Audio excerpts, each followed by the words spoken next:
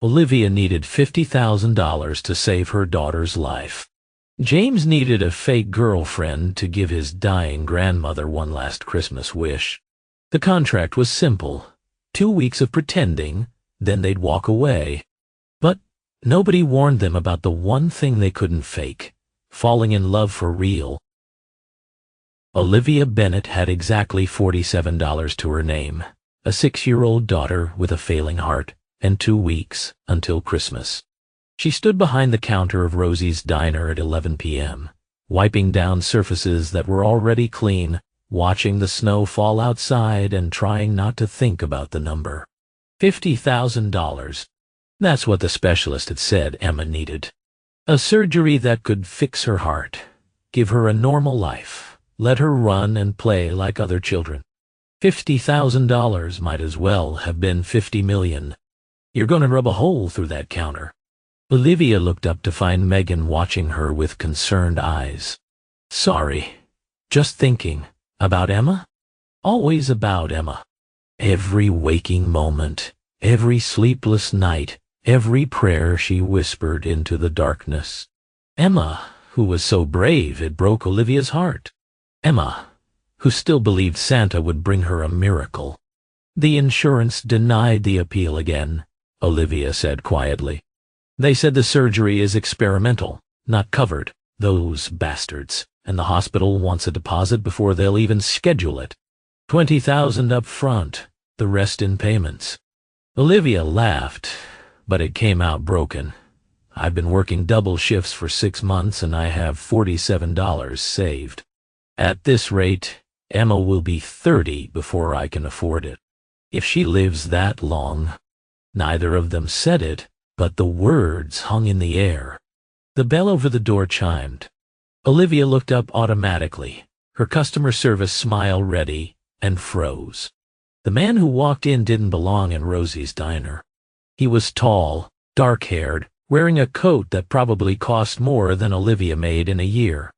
Everything about him screamed money, from his perfectly shined shoes to his expensive watch to the way he carried himself like he owned every room he entered. He looked around the nearly empty diner with an expression of vague distaste. Then his eyes landed on Olivia. Something flickered in his gaze.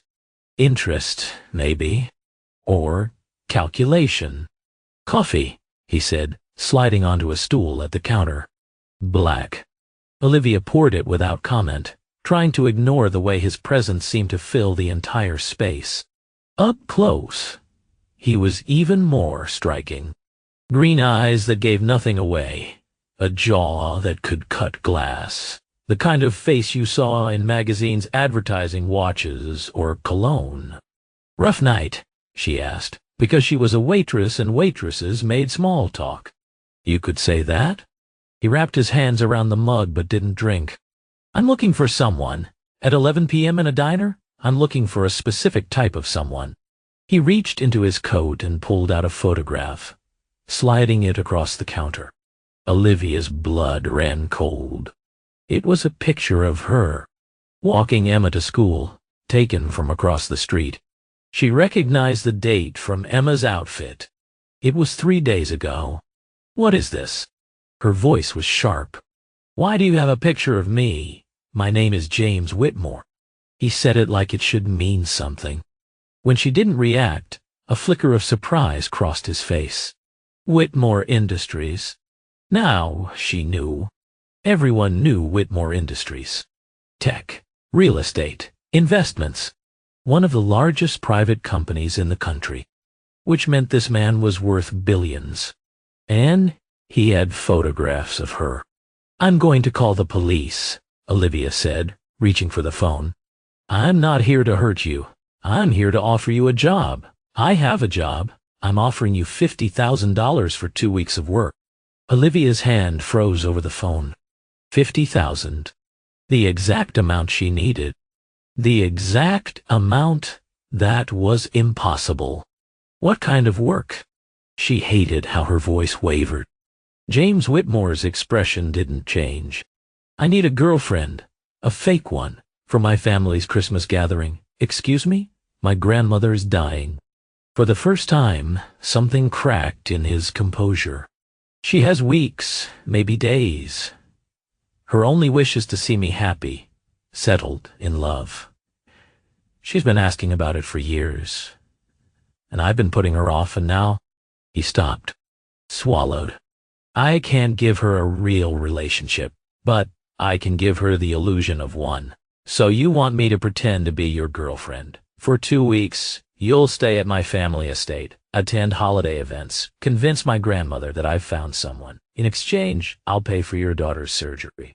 In exchange, I'll pay for your daughter's surgery. The world tilted. Olivia grabbed the counter for support. How do you know about Emma? I had you investigated. When I realized I needed someone for this arrangement, I had my team look for candidates. Single mothers who needed money, who had no ties to my social circle, who could be convincing. His eyes met hers. You're a former teacher. You have a daughter with a heart condition. Your husband left when the diagnosis came. You're drowning in debt and running out of options. You had no right. I had every right. I'm offering you a solution to your problems. All you have to do is pretend. Olivia's mind raced. This was insane. This was potentially dangerous. This was a complete stranger asking her to lie to his dying grandmother for money. This was Emma's only chance. Why me? She asked. You could have anyone. Models, actresses, someone who actually fits your world. My grandmother would see through an actress in 5 minutes. She's dying, not stupid. James leaned forward.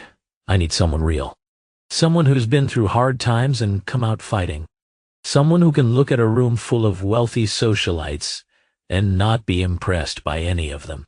He paused. Someone like you. You don't know anything about me. I know you've been working double shifts for 6 months to save money for your daughter. I know you haven't bought yourself anything new in over a year. I know you give up meals so Emma can eat. His voice softened. That's exactly what I need. Someone who understands what it means to sacrifice for family. Olivia looked at this man, this billionaire with his calculated offer and his dying grandmother and his complete lack of shame about manipulating her desperation.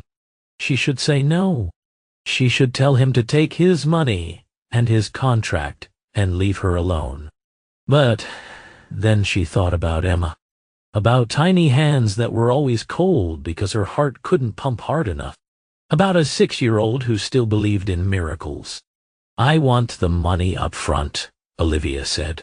Half now, half when it's over, and I want a contract that guarantees you won't go back on your word. James Whitmore smiled, and it didn't reach his eyes. I'll have my lawyers draw it up tonight. The Whitmore estate looked like something out of a Christmas movie.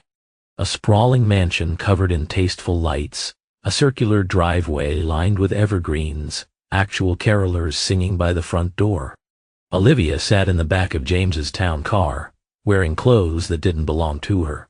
Cashmere sweater, designer jeans, a coat that probably cost more than her monthly rent, and tried to remember how to breathe. The staff will address you as Ms. Bennett, James said, reviewing his tablet without looking at her. My family will assume we've been dating for 3 months. We met at a charity event. I'll give you the details. My grandmother's name is Eleanor. My cousin Thomas will be there with his wife Rachel. They're harmless. My Aunt Margaret is not. Why not? She's been trying to get me to marry her goddaughter for years. She won't be pleased that I've chosen someone else. Someone else who's just pretending. She doesn't know that. No one will know that except us. James finally looked at her. Are you ready? No? Good. Neither am I. The car stopped. A uniformed man opened Olivia's door. She stepped out into the cold December air and tried not to feel like a fraud. The inside of the mansion was even more impressive than the outside. Crystal chandeliers, a tree that reached the 2-story ceiling, decorations that were elegant without being ostentatious. Staff moved silently through the halls, and somewhere classical music played. James! An elderly woman appeared at the top of the grand staircase, moving slowly but with perfect poise. She was thin, frail, clearly ill, but her eyes sparkled with sharp intelligence as she descended. Grandmother. James moved to meet her, and Olivia saw something in his face she hadn't expected. Genuine love. Genuine fear of losing her. You should be resting. I'll rest when I'm dead. Which, according to my doctors, will be soon enough. Eleanor Whitmore's gaze moved past her grandson to Olivia. So this is her. The woman who finally captured my James. Olivia felt those knowing eyes examine every inch of her. She resisted the urge to fidget. I'm Olivia, she said, stepping forward. It's an honor to meet you, Mrs. Whitmore. Eleanor, please. The old woman took Olivia's hands in her own, which were thin and cold. My grandson has told me almost nothing about you, which means you're either very private or he's being protective. I suspect both. Grandmother. Hush, James. I'm examining my future granddaughter-in-law. Eleanor's eyes twinkled. You're nervous. Good. Anyone who isn't nervous meeting me is either stupid or arrogant, and I can't stand either. I'm definitely nervous, Olivia admitted, and honest. Even better. Eleanor squeezed her hands. I'm gonna like you, Olivia. I can tell already. Something twisted in Olivia's chest. Guilt, sharp and unexpected. This woman was dying, and Olivia was lying to her face. The first few days were a blur of learning and performing. Olivia memorized the fake story of their relationship, the charity gala where they'd met, their first date at a restaurant she'd never been to, the way James had supposedly pursued her for weeks before she agreed to go out with him. Why would you pursue me? She'd asked during one of their preparation sessions. In the story, I mean. Because you were the only person at the gala who didn't know who I was? You spilled champagne on my suit and offered to pay for the dry cleaning? That's the moment you fell for me? Clumsiness? That's the moment I knew you were different. He'd said it like a line, practiced and smooth. But something in his eyes had made her wonder if he was still acting. The family events were exhausting. Dinners where every word was watched. Gift-wrapping sessions where Aunt Margaret made pointed comments about appropriate partners.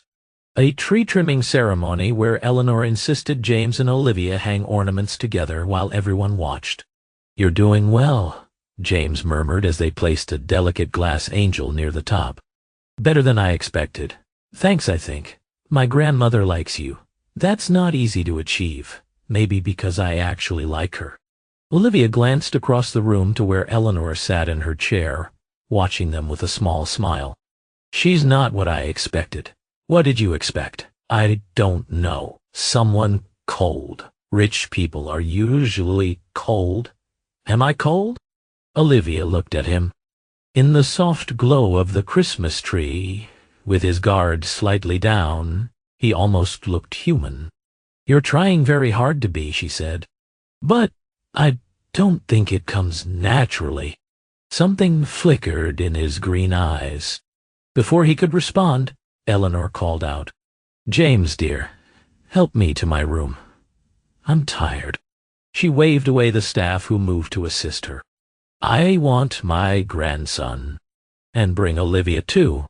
They walked on either side of her down the long hallway, matching her slow pace. At the door to her suite, Eleanor stopped. Thank you, she said to Olivia, for making him smile. I was beginning to think he'd forgotten how. He smiles plenty. Not like he does with you. Eleanor patted her cheek. Whatever happens, remember that you brought light back to this house. That's worth more than you know. She disappeared into her room, leaving Olivia standing in the hallway with a heart full of guilt. She knows, Olivia whispered. She has to know. She doesn't know anything. James, she looks at me like... She looks at you like... She looks at you like she wants this to be real. His voice was rough. That's not the same as knowing. They stood in the dim hallway, the weight of their deception pressing down on both of them. I don't know if I can do this, Olivia said. Lie to her face for 2 more weeks. She's dying, and I'm You're giving her what she wants most. A Christmas with her grandson happy. James took her hands, and for a moment, the practiced CEO disappeared. My grandmother has spent 3 years watching me self-destruct, watching me close off, push everyone away, become someone even I don't recognize. This is the first time she's seen me laugh in longer than I can remember. Because of the act. I don't know anymore.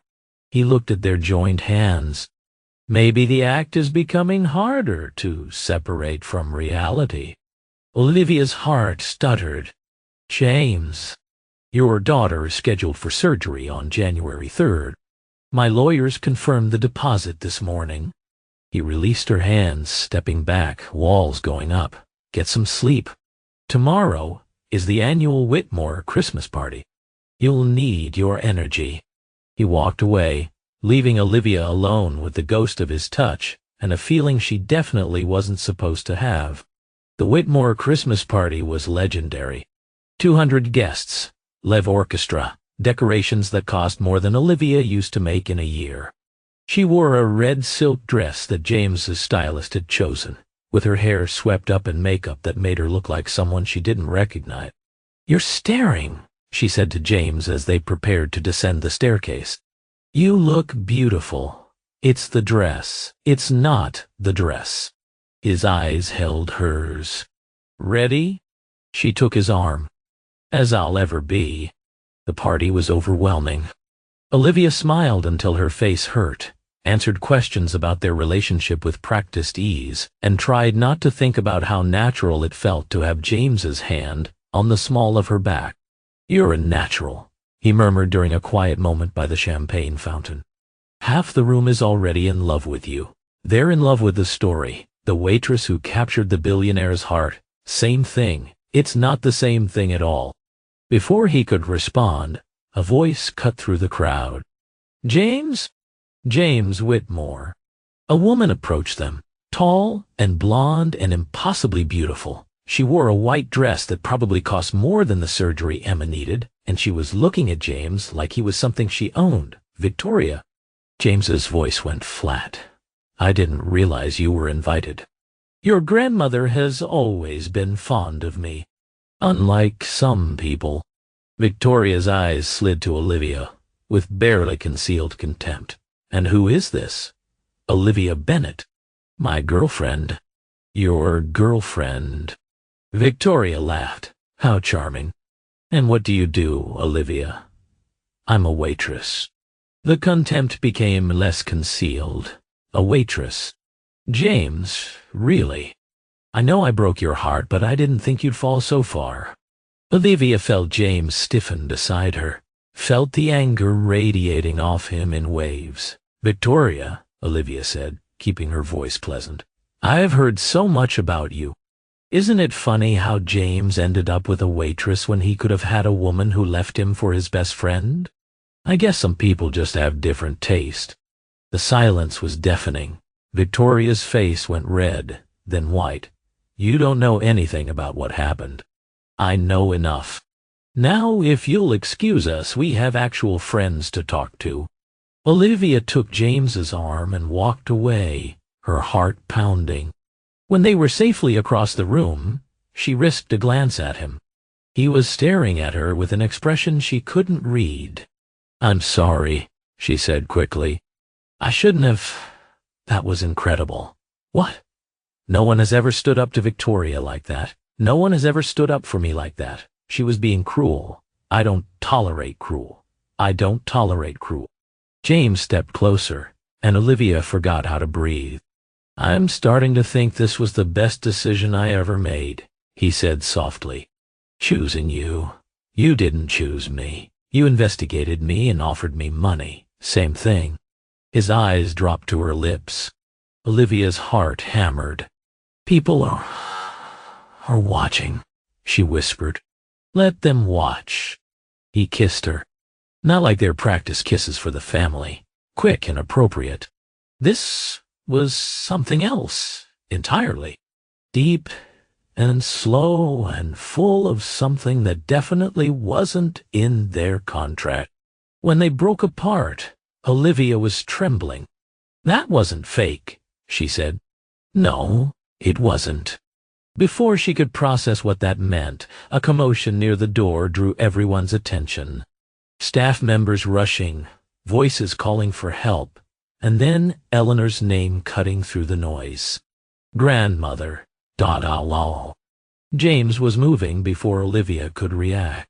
She followed, pushing through the crowd, her heart in her throat. Eleanor was on the floor, surrounded by frantic family members. Her face was gray, her breathing shallow. "Someone call an ambulance." James dropped to his knees beside her. "Grandmother, stay with me. Stay with me." Eleanor's eyes fluttered open. She found James's face, then looked past him to Olivia. "She's real," Eleanor whispered. "I can see it. She really loves you. Grandmother, don't talk. Save your strength. I'm dying, James. Let me say what I need to say." Her eyes moved back to Olivia. "Take care of him. He pretends he doesn't need anyone, but he needs you." "I will," Olivia said, tears streaming down her face. "I promise." Eleanor smiled.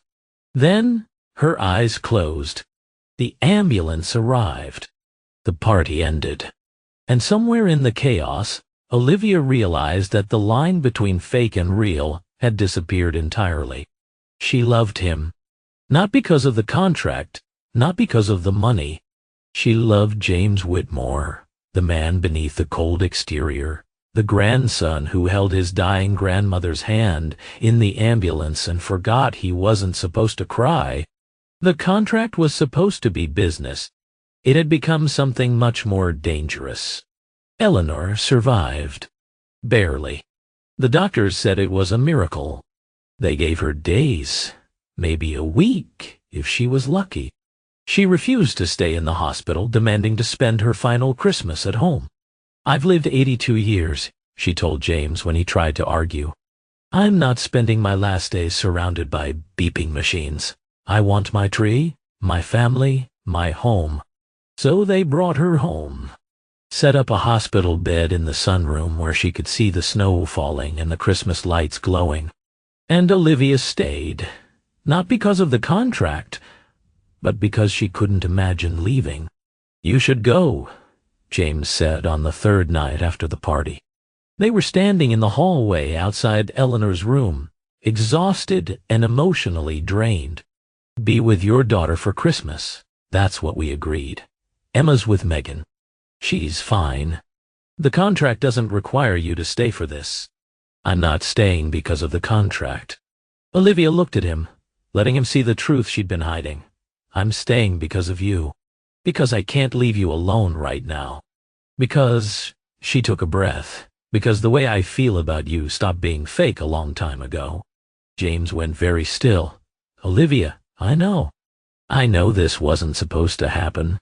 I know you're paying me to be here, and that makes everything complicated and wrong." And he kissed her, pressed her against the hallway wall and kissed her like he was drowning and she was air. When they broke apart, both breathless, his forehead rested against hers. "I've been trying not to feel this," he said.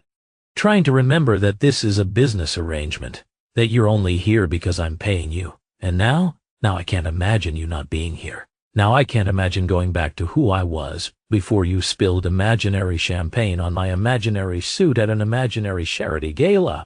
He laughed, rough and real. "You've ruined me, Olivia Bennet. Is that a bad thing? It's terrifying." He pulled back, looking at her with those green eyes that no longer hid anything. "The last person I loved left me for my best friend. I swore I would never let anyone that close again. I'm not Victoria, I know. That's what scares me most." He took her hands. "When this started, I thought I was using you, paying for a service, nothing more. But somewhere along the way, you became the only real thing in my life. The only person who sees me, not my money or my name or what I can do for them. James, I don't want to pay you anymore." His voice cracked. I don't want this to be a contract. I want it to be real. I want you to stay because you want to, not because I'm funding your daughter's surgery. The surgery is paid for regardless. Whether you stay or go, Emma gets her surgery. I should have told you that from the beginning. He squeezed her hands. So the question is, without the money, without the obligation, would you choose to be with me? Olivia thought about everything she'd been through. The years of struggling alone after her husband left. The fear of losing Emma. The walls she'd built to protect herself from ever being hurt again. Then she thought about James. His cold exterior that hid such a desperate need for love. His grandmother who'd seen through their pretense and blessed it anyway. The way he looked at her like she was something precious. Yes, she said. 1,000 times yes. Eleanor passed away on Christmas morning. She went peacefully, surrounded by family, with James holding one hand and Olivia holding the other. Her last words were a smile and a whispered, "I knew it." The days that followed were a blur of grief and arrangements. Olivia stayed through all of it, holding James when he finally let himself cry, handling the details he couldn't face, being the steady presence he'd never known he needed. They buried Eleanor 3 days after Christmas in a service that was standing room only. Half the city came to pay respects to a woman who had touched countless lives. But at the end, when everyone else had gone, it was just James and Olivia standing by the grave. She knew, James said quietly. From the beginning, she knew we were faking. What? She left me a letter. Her lawyer gave it to me this morning. He pulled out a worn envelope. She said she saw through the act in the first 5 minutes. But he also saw something we didn't, that the act was becoming real. Olivia's eyes filled with tears. Why didn't she say anything? Because she knew that if she called us out, we'd both run. So she played along, gave us space to figure it out ourselves. He smiled through his own tears. Her last words in the letter were, "I told you she was worth waiting for. Now stop being an idiot and marry her. Your grandmother was something else. She really was." James turned to face Olivia. "I'm not going to propose right now. It's too soon, and we have so much to figure out. But I want you to know that I intend to follow her advice. Maybe not today. Maybe not tomorrow. But someday, when the time is right, I'm going to ask you to marry me. And what makes you think I'll say yes? Because you're standing in a cemetery in the snow, holding my hand while I mourn my grandmother, when you could be anywhere else." His voice softened. "Because you stayed when you didn't have to.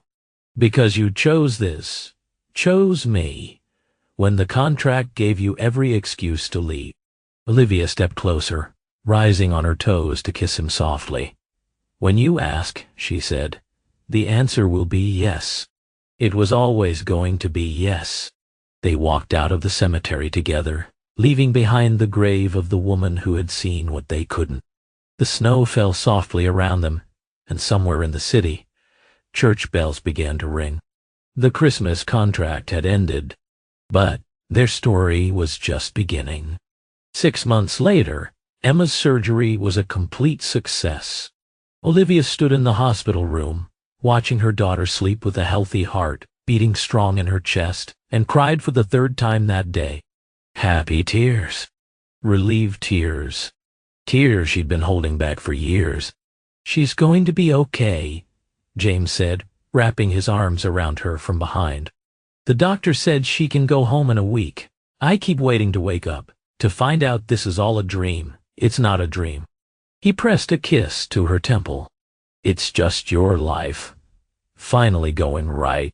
So much had changed since Christmas. James had restructured his company to work fewer hours. Olivia had gone back to teaching at a school James definitely hadn't donated money to. She'd checked. Emma had gotten stronger by the day, finally able to run and play like she'd always wanted. And somewhere along the way, they'd become a family. Not the fake kind. Not the contracted kind. A real family, built on love that had started as a lie but became the most honest thing either of them had ever known.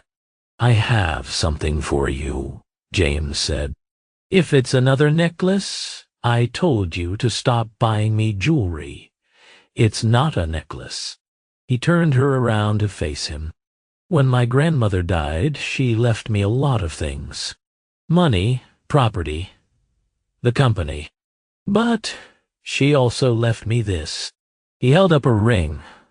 Simple, elegant, an antique diamond that caught the hospital light. "This was her engagement ring," James said.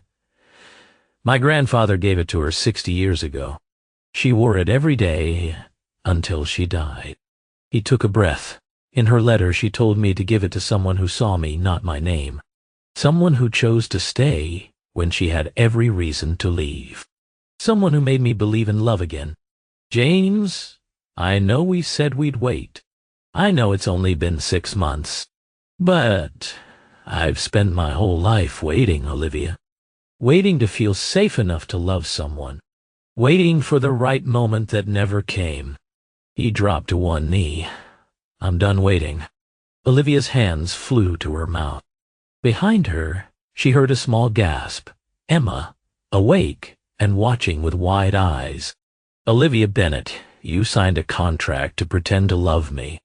But somewhere along the way, you taught me what real love looks like. It looks like someone who stands up to your ex at a party. Like someone who holds your hand while your grandmother dies.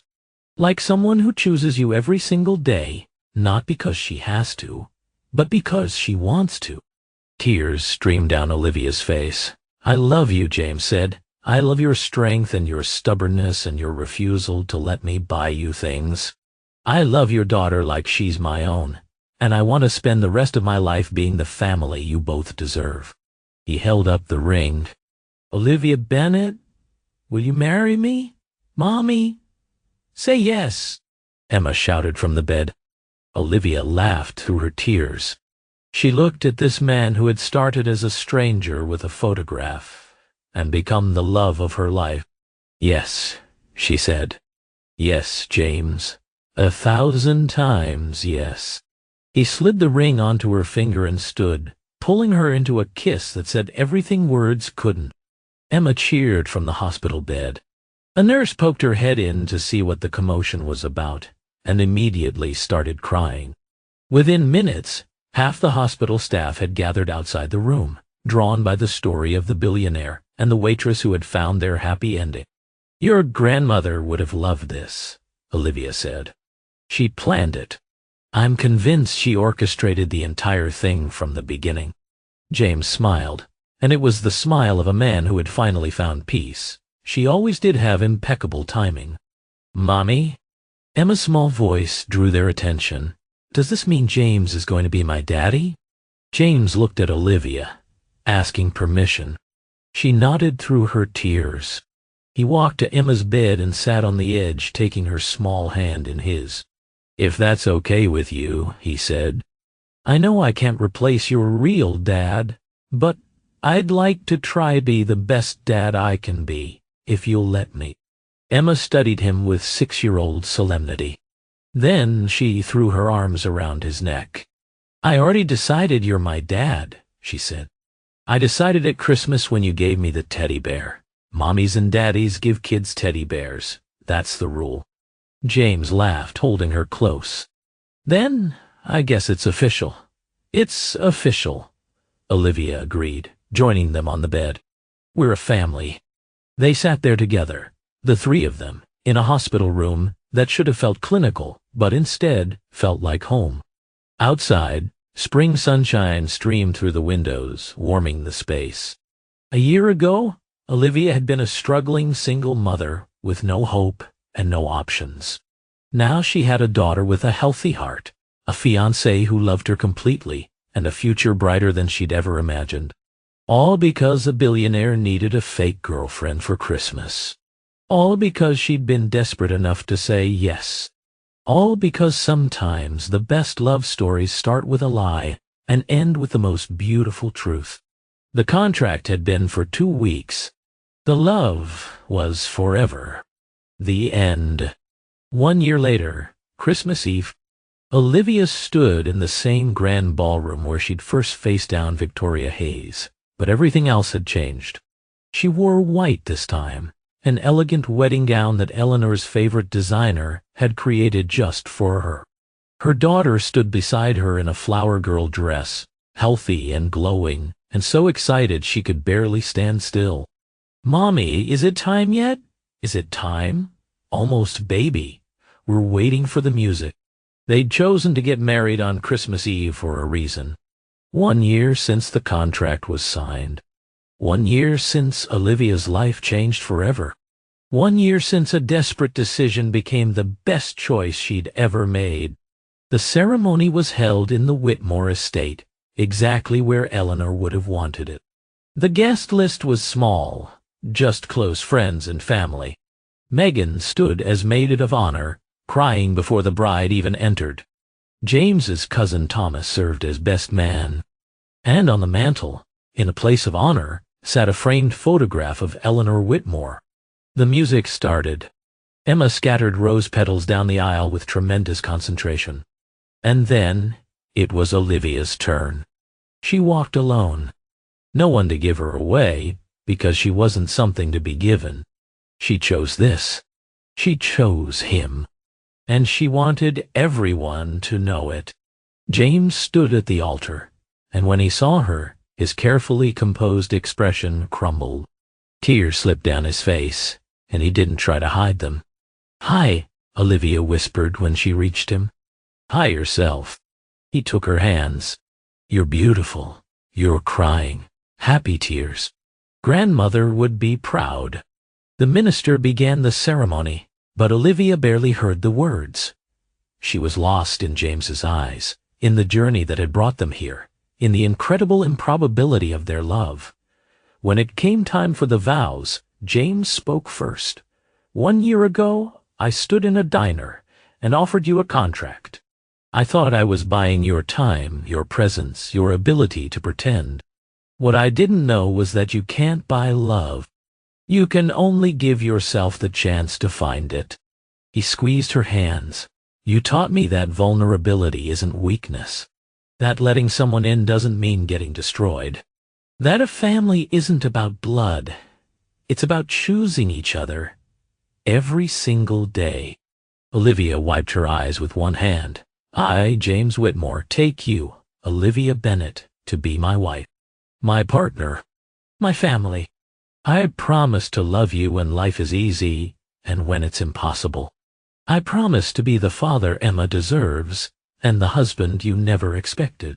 I promise to make every Christmas about you and our daughter, not about business or money or any of the things I used to think mattered."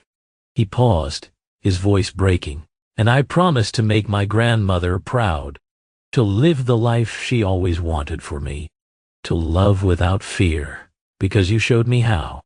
Olivia took a shaky breath. Her turn. "1 year ago, I was a single mother with $47 and a daughter I was terrified of losing. I signed your contract because I was desperate, and I told myself it was just business. I told myself I wouldn't catch feelings. I told myself that billionaires and waitresses don't get happy endings."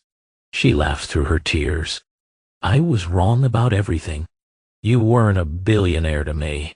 You were a man who was just as broken as I was, just as scared, just as desperate for someone to see the real you. And when I finally saw you, really saw you, I couldn't look away." Emma tugged at her dress. "Mommy, you're taking too long."